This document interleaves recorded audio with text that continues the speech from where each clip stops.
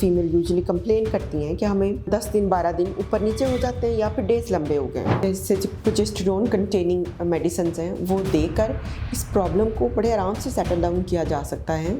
Although ये एकदम से परेशान कर देती है ये कंडीशन और लोग एप्रीहेंसिव हो जाते हैं।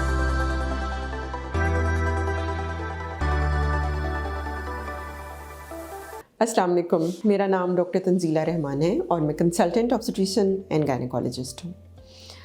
आज हम इस मामले के बारे में बात करते हैं कि जब ख़वातीन 40s में होती हैं, फॉर एग्ज़ाम्पल मिड 40s में 45, 46 ईयर्स, 47, और उस वक्त उनको मेंस्ट्रुअल प्रॉब्लम शुरू हो जाते हैं। यूजुअली इस एज ग्रुप में जो मेंस्ट्रुअल प्रॉब्लम शुरू होता है वो एक्सेसिव मेंस्ट्रुअल ब्लड लॉस है या फिर इर्रेगुलर है, अनप्रिडिक्टेबल है। और इसमें ये होता है कि फीमेल यूजुअली कंप्लेन करती हैं कि हमें 10 दिन 12 दिन ऊपर नीचे हो जाते हैं या फिर डेज लंबे हो गए हैं, ब्लीडिंग ज़्यादा होना शुरू हो गई है। और इसमें लोग बहुत जल्दी घबरा जाते हैं कि ये कहीं कोई कैंसर वाली या कुछ इस तरह की चीज़ तो नहीं बन गई कि इसका फ़ौरन इलाज किया जाए, और लोग बड़े जल्दी ऑप्ट कर लेते हैं कि हिस्टेरेक्टमी कर ली जाए, यानी बच्चेदानी ही निकाल दी जाए। इसमें एक दो बातें हैं जो समझने की बहुत ज़रूरत है। उसमें ये है कि जब 45 प्लस पे फीमेल जाती है, इसको हम पेरीमीनोपॉज़ल बोलते हैं। मीनोपॉज़ का मतलब जो हम डॉक्टर्स यूज़ करते हैं ये टर्म, इसका मतलब है मेंसेस का बंद हो जाना, मीनोपॉज़।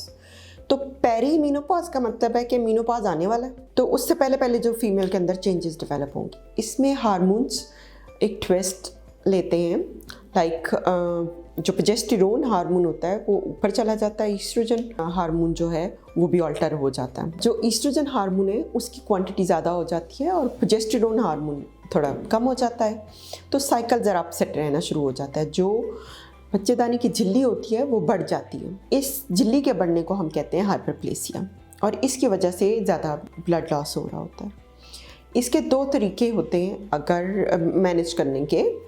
अगर तो बहुत ब्लड लॉस है, इतना ब्लड लॉस है कि आपकी हीमोग्लोबिन या खून की मिकदार जो है वो बिल्कुल डाउन जाना शुरू हो गई है, लाइक 5, 6, 7 हीमोग्लोबिन आ गई है इस तरह, तो फिर तो डेफिनेटिव ट्रीटमेंट के लिए यूट्रस निकाल दी जाती है या हिस्टेरेक्टमी को ऑप्ट कर लिया जाता है। लेकिन अगर आपको ये जो एब्नॉर्मल ब्लीडिंग है आपके हीमोग्लोबिन को ड्रॉप डाउन नहीं कर रही, लेकिन पैटर्न कुछ ऐसा हो गया है कि आपकी जो क्वालिटी ऑफ लाइफ है वो उसको ये डिस्टर्ब कर रही है, तो फिर हमें कंजर्वेटिव या फिर सेफर ऑप्शंस की तरफ जाना चाहिए। वो क्या होती हैं? अब उसमें यह है कि डीएनसी करके जो एंडोमेट्रियम होती है या बच्चेदानी की झिल्ली होती है उसका सैंपल लिया जाता है। जब उसका सैंपल लिया जाता है और उसकी हिस्टोपैथोलॉजी करा ली जाती है, तो फिर कुछ दवाइयाँ हैं जैसे प्रोजेस्टेरोन कंटेनिंग मेडिसिन हैं वो देकर इस प्रॉब्लम को बड़े आराम से सेटल डाउन किया जा सकता है।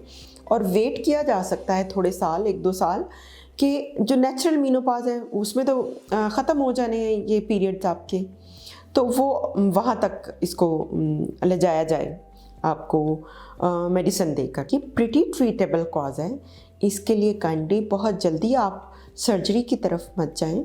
ऑल्दो ये एकदम से परेशान कर देती है ये कंडीशन और लोग एप्रीहेंसिव हो जाते हैं, तो इसमें मेडिसिन की ऑप्शन भी हमेशा आपके पास होती है। अगर आपके अंदर कोई रिस्क फैक्टर है, आपकी फैमिली हिस्ट्री है कि यूट्राइन या फिर ओवेरियन कैंसर्स डेवलप हो जाते हैं, तो फिर चांसेस और हैं वो आप अपने गायनेकोलॉजिस्ट के पास बैठ के डिटेल में डिस्कस करके मैनेजमेंट प्लान कर सकते हैं। तो होपफुली इस सेशन के बाद आपकी इन्फॉर्मेशन में ज़रूर इजाफा हुआ होगा। अगर आप में से कोई खुदा न खास्ता इस मसले से सफ़र कर रहा है तो उसको डिसीजन मेकिंग में हेल्प मिलेगी। दुआ में याद रखिएगा और चैनल मेरे को सब्सक्राइब कर दें और लाइक कर दें और शेयर ज़रूर कीजिएगा। अल्लाह हाफ़िज़।